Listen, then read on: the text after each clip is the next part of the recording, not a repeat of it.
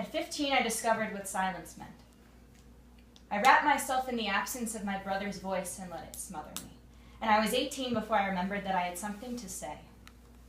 We press ink to paper the way first graders press their bleeding palms together. We make blood brothers of irony and metaphor, and they work in their garages on the weekends, building truths to race across my hometown and your hometown and all the places in America where kids have skinned their knees on the pavement trying to fly. My mother marked my growth in Band-Aids, because every time I bled, I got taller, but I will never have enough of this world in my blood to be grown. Writing is like yelling into the Grand Canyon and having the world reply, yes, we hear you, we understand. It's never easy throwing your heart into the dark, but there's always the faintest echo of someone grateful for the pulse. I write because the vibration breaks apart my bones like the bars of Mandela's jail cell, flooding me with peace. Nothing ever came from holding on to that peace, so I stopped holding my tongue. I'm tone deaf, but I'm singing through the lungs of every college kid writing postcards to their parents from a bottle of rum. Wish you were here, Mom. I wish you were here with your Band-Aids and your smile. The first letters I ever read were on an exit sign, and ever since I've been writing letters to the outside asking, how's the weather? I'm still waiting for a reply of more than just fine. I write because I want to stop lying to my mother when she calls me up and she knows as well as I do that not everything is fine, but at the same time, I'm up every night writing birthday cards until my fingers bleed. I suppose I have an eye for silver linings.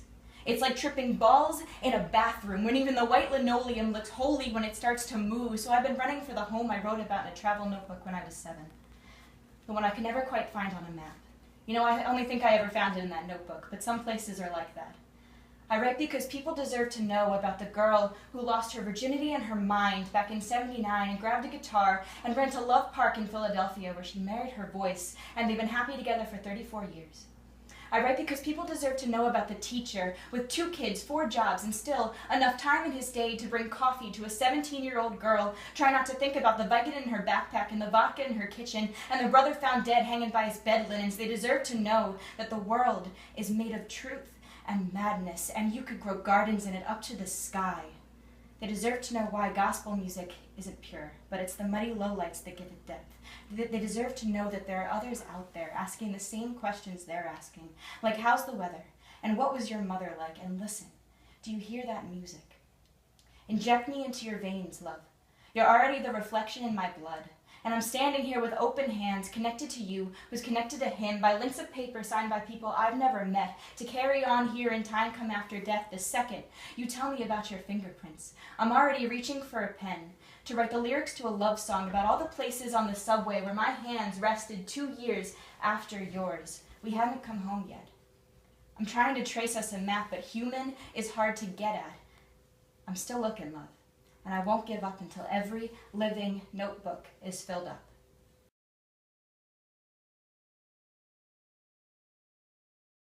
National Day Without Stigma for Active Minds, which is a club on campus. It's actually a national organization that advocates the awareness of mental illness and destigmatizing mental illness. And it's a really great club, and if you guys ever want to participate in events, you definitely should. But, plug.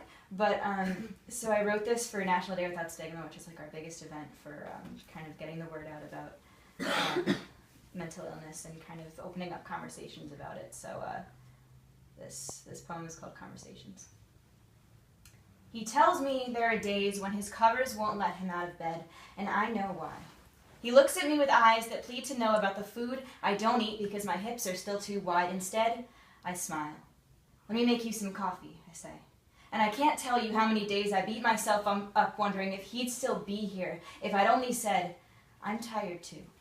Let me crawl in bed next to you and we'll sleep until noon tomorrow and eat scrambled eggs with no coffee and finally stop lying to the muscles in our cheeks.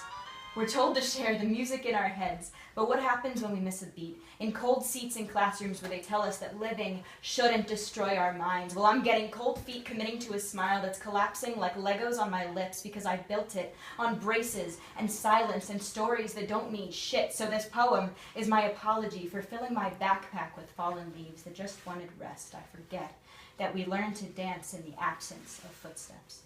Yes, love, I'm tired too. Tired of the hollow hurt when Celexa and psychotherapy don't work, but don't you dare give up on me, I swear. I'll still be here digging my fingers into the spines of our stories, even on days when I get so drunk off my dreams the sunrise gives me headaches. Hungover from a night of hoping that tomorrow will be better, I still hear echoes in my ribcage, but I'm learning to let them vibrate up to my tongue like a tuning fork for the pitch of my philosophy. My heart still plays drums for my brother Sam, singing Zeppelin at our aunt's wedding, and I'm letting my imagination open up like a parachute to catch my heart that's been falling like a civilization on swords forged to fight wars in my own lungs. So this is my apology, love, for skipping meals and skipping conversations. When your bones were aching, I should have known. I should have told you what I wish someone had told me, that it's okay. I'm tired too.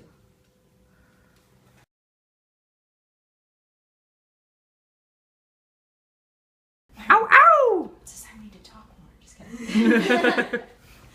All right. I'm tired of your fingers meeting my cheek the way a brush paints blush on a china doll. I want you to suck the marrow out of my jawbone, play Gershwin on my ribcage because music is for the living, and it's time to stop practicing. I will never send you love letters, but I'll write you birthday cards in the blood of my busted eardrums from when I played Pink Floyd so loud, and I wish you were here. When you're inches from my hips and I want those inches to disappear, you sleep next to me, and I dream about the moon melting down and spilling itself into the heart where it made waves, hoping its soul is bright enough to leave a stain. Clutching the sky like a bedsheet to keep from falling to its knees. Lover, life is about the fall. It's trusting the air long enough to let go of where you come from. We jumped off skyscrapers the day we decided the air outside our mothers was good enough to breathe. We signed up for the rush, and the ground turning our bones to dust was in the fine print. Never speak one day. When tonight I have a pulse and it sounds like 200 feet, leaving the ground between down beats, trying to outdo Icarus before the sun comes up. Every star falls, love, but I want to be worth wishing on.